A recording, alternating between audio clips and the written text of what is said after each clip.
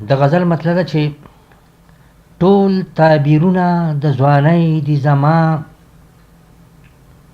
ټول تعبیرونه د ځوانۍ دي زما، چې ورځ شپې د پریشانۍ دي زما.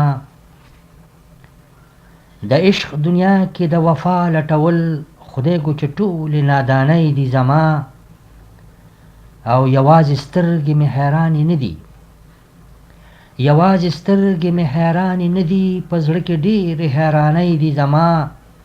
او زه به راتګ ته دې خوشحاله یمه، زه به راتګ ته دې خوشحاله یم، خو ستا په راتګ کې ویرانۍ دي زما، او د تور اوربل تیارې مې خوښې دي چې، د تور اوربل تیارې مې خوښې دي چې، د لحد شپو ته اسانۍ دي زما.